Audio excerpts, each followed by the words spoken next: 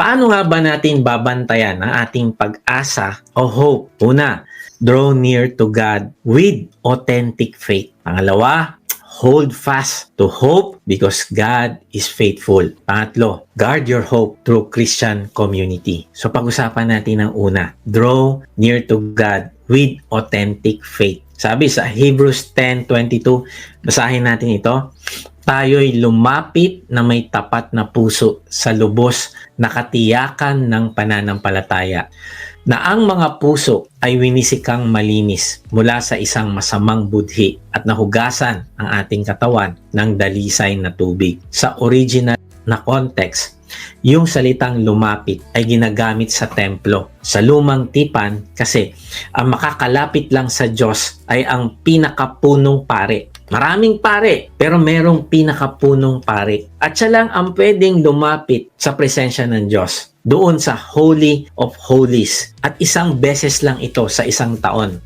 Tapos, bago pa siya makalapit sa Diyos na banal, ay kailangan pa niyang dumaan sa napakaraming ritual, gaya ng paglilinis at pag-alay ng mga hayop. At kahit ganun pa ang ginagawa nila, ay natatakot pa rin sila. Dahil isang pagkakamali lang, kamatayan ang kapalit nito. Kaya nga, ayon sa tradisyon ng mga Hudyo, alam nyo, yung punong pari, naku, may tali pa yan sa bewang niya. Para kung siya ay papasok na doon sa Holy of Holies, para mag-alay, para sa kasalanan ng kanyang bayan, ay sinisigurado niya meron siyang tali. Para kapag siya ay namatay doon sa loob ng kabanal-banalang dako dahil sa kasalanan o pagkakamali o dahil hindi siya nalinis, nako, ang gagawin ng mga tao na nasa labas, yung mga pare, hihilahin siya palabas. Yun yung purpose ng tali. Anong ibig sabihin nito? Ang ibig sabihin, hindi basta-basta ang paglapit sa Diyos noon. Bakit? Kasi ang kabanalan ng Diyos ay hindi pwedeng lapitan ng isang tao na may bahid ng kasalanan. Isang maling galaw, buhay ang kapalit. Kaya nga maaring natatakot ang punong pari sa tuwing papasok siya sa pinakabanal na dako. Dahil alam niya nakasalalay ang buhay niya sa tuwing papasok siya sa presensya ng Diyos. Pero narito yung magandang balita, kaibigan.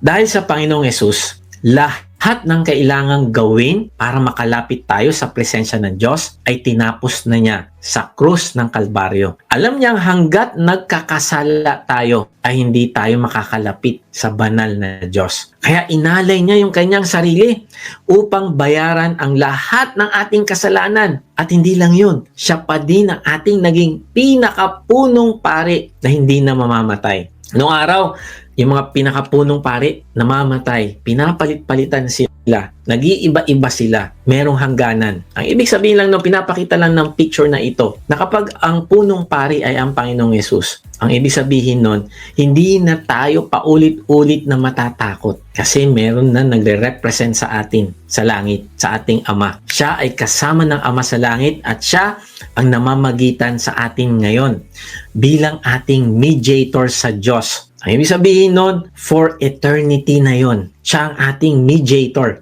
Parang sinasabi niya ngayon sa Ama, Ama, binayaran ko na ang kasalanan ng taong ito. Nanampalataya siya sa akin, kaya siya ay makakalapit na sa iyo. Ginawa ito ng Panginoong Hesus dahil sa kanyang pagmamahal at habag sa atin. Kaya sabi sa Hebrews 4:16, kaya nga dumulog tayo sa trono ng biyaya na may malaking pagtitiwala. Wow! Kaibigan, ang ibig sabihin, kung ikaw ay nanampalataya na sa Panginoong Hesus, hindi ka na lalapit sa Diyos na may takot na baka ikaw ay hindi niya pansinin o worst, ay mamatay ka gaya nung pwedeng mangyari sa mga punong pari noon. Sa kabaligtaran, ikaw ay may tapang at kagalakan na. Bakit? Kasi kung nanampalataya ka na sa Panginoong Hesus, ay nilinis ka na sa lahat mong kasalanan at maaari ka nang lumapit sa Diyos anytime.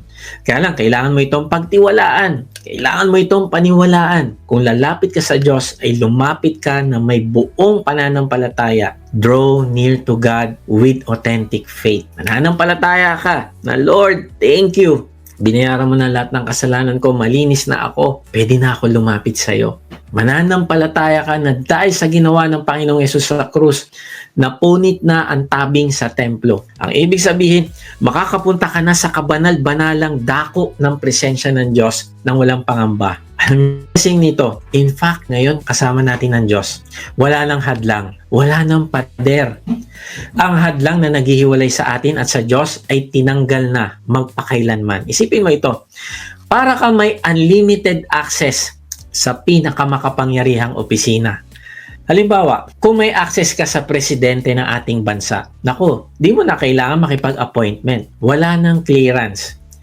Pwede kang dumiretso anytime at tatanggapin ka niya. Pero mas higit pa rin ang ating special access sa Diyos. Mas dakila, mas makapangyarihan. Ang access natin ay hindi lang sa isang opisyal, kundi sa ating Creator. Kaya kaibigan, simulan mo gamitin ang access na ito para lumapit sa presensya ng Diyos araw-araw. Ito ang magpapalago ng iyong hope. Bakit? Kasi kapag hindi tayo lumalapit sa Diyos, lumalamig ang puso natin. Pero kapag lumapit tayo na may katiyakan ng pananampalataya, muling nabubuhay ang apoy ng pag-asa. Dahil ang hope ay hindi nanggagaling sa sitwasyon, kundi sa presensya ng Diyos mismo. Kaya nga, nakakatuwa. Kasi alam ng Diyos na habang nandito tayo sa journey natin, maraming mga factors para mawala yung hope. Kaya ang ginawa niya, tatanggalin ko yung harang. Makakalapit ka na sa akin. At ang gawin mo, lumapit ka sa akin ng nananampalataya na kasama mo ako. Yun na magbibigay sa atin ng hope. Kaya nga, sabi sa Santiago 4:8, magsilapit kayo sa Diyos at siya, anong gagawin niya pag tayo daw ay lumapit sa Diyos? At siya ay lalapit sa inyo. Kung lalapit ka sa Diyos, ay anong pangako niya? Lalapit siya sa iyo. At makakasama mo siya mismo na magbibigay ng hope sa iyo. Bakit? Kasi pag lumapit siya sa iyo, magpapakilala siya sa iyo.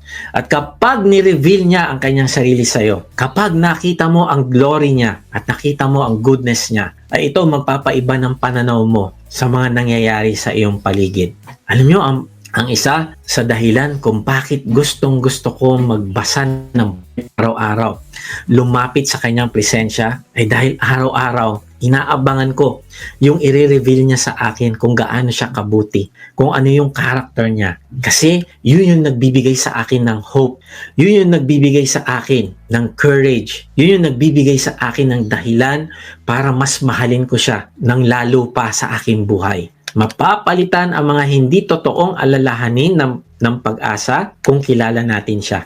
Kaya nga, kung gusto mong bantayan ng iyong pag-asa, hindi ka mawalan ng hope, huwag ka lalayo sa Diyos. Hindi ko alam kung anong pinagdadaanan mo. At minsan, natatakot ka. Pero kung ayaw mo mawala ang hope na meron ka, lumapit ka sa Diyos. Spend time with God's Word. Basahin mo ito. Tignan mo kung gaano siya kabuti. Nakabaliktaran, kung hindi ka lalapit sa Kanya, manghihina ka. Kaya nga, kung may problema ka, lumapit ka. Kapag may takot ka, lumapit ka sa Kanya. Kapag may pagdududa ka, mas lalo kang lumapit. Kapag may kasalanan ka, huwag may isipin na, naku, baka hindi na ako makalapit sa Diyos kasi may kasalanan ako. Mali. Mas lalo kang lumapit. Bakit? Kasi ang pag-asa ay lumalakas kapag ang puso ay lumalapit sa Diyos at tatanggapin ka niya, lilinisin ka niya. Kapag lumapit ka na merong authentic faith. Pero pansinin mo kaibigan, na hindi lang sinabi ng talata na lumapit tayo, kundi may dalawang mahalagang paraan kung paano tayo lalapit. Una, lumapit na may tapat na puso. Ang salitang tapat dito ay nangangahulugang totoo, wagas, walang pagkukunwari. Kaibigan, ang Diyos ay hindi interesado sa ating panlabas na performance o sa ating maskara ng kabanalan. Hindi siya natutuwa sa mga panlabas na anyo lang. Ang hinahanap niya ay ang totoong ikaw. Ikaw na may mga pagkukulang. Ikaw na minsan nagdududa din sa Kanya. Ikaw na may takot at kahinaan. Alam mo, kapag lumapit tayo sa Diyos na puno ng pagpapanggap, mas lalo lang tayong napapalayo sa Kanya. Halimbawa, sa harap ng Diyos, nagkukunwari na matibay ka. Kunyari, walang takot o pagdududa. Kahit pa nga ang puso mo broken na at puno ng tanong, alam mo ang pwede mong gawin? Sa halip na magkunwari, ilapit mo ang totoo mong damdamin. Kung ito ay itinatago mo, alam mo ang mangyayari? Hindi mo mararanasan ang kaginhawahang ibibigay niya sana kung naging totoo ka lang. Gusto kang i-comfort ng Diyos. Pero kung hindi ka tapat sa paglapit mo sa Kanya, nagkukunwari ka, malakas ako, kaya ko to, okay ako, hindi ka niya mako-comfort. Hindi siya makakakilos sa iyo. Pero kapag lumapit tayo ng tapat, kahit broken yung puso natin, doon niya mas pinaparamdam ang Kanyang presensya.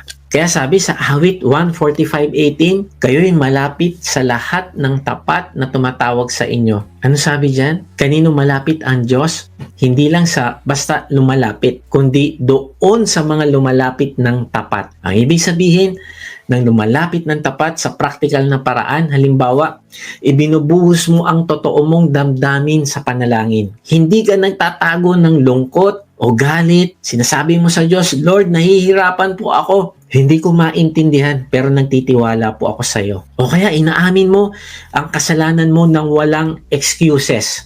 Hindi mo sinasabi, nagkamali ako kasi mahirap naman po talaga ang sitwasyon. Kahit sino naman ang nasa sitwasyon ko, gagawin din yon. No, hindi ganon. Kapag lalapit ka sa Diyos, ay buong tapat mong aaminin, nagkasala po ako, Lord. Patawarin mo po ako. Walang excuse. Tapos, lumapit ka pa rin sa Diyos kahit broken ng puso mo. Hindi ka na mag-aantay na maayos mo muna ang sarili mo bago ka lumapit. Kailangan ko muna itama ang nagawa kong mali bago ako lumapit sa Diyos. No, hindi. Kasi hindi mo kayang ayusin ang sarili mo nang hiwalay sa Diyos. Kaya kahit puno ka ng kahinaan at pagkukulang, lumapit ka pa rin dahil alam mong mahal ka ng Diyos at tutulungan ka niya na mapagtagumpayan mo ang mga bagay na ikinadadapa mo. And then, kapag gusto mo lumapit ng tapat sa Diyos, mas uunahin mong pakinggan ang Diyos kaysa magpanggap sa harap ng tao. Kapag nagpe-pray ka, hindi para magpasikat o para marinig ng iba ang ganda ng pananalita mo,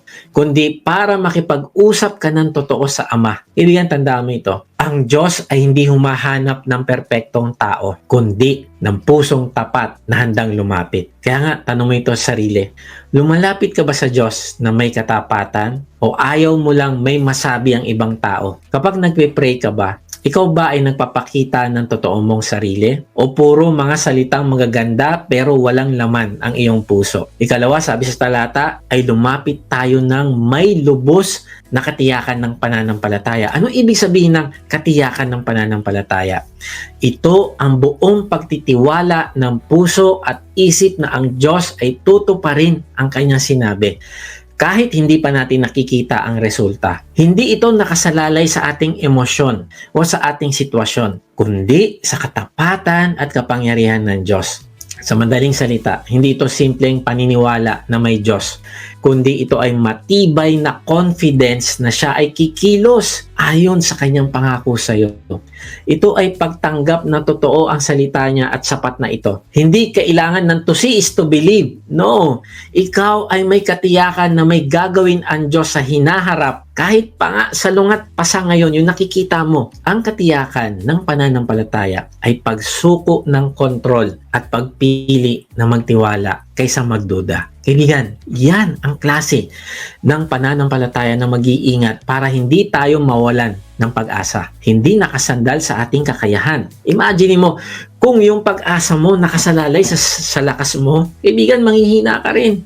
Kung gusto mong hindi mawala ang hope mo, i-anchor mo yan sa faithfulness ng Diyos. Kaya ganun na lang katibay ang hope ni Abraham. Kasi lumalapit siya sa Diyos na may katiyakan ng pananampalataya. Sabi sa Romans 4:20-21, hindi siya nag-alinlangan sa pangako ng Diyos, kundi lalo pang tumibay ang kanyang pananampalataya.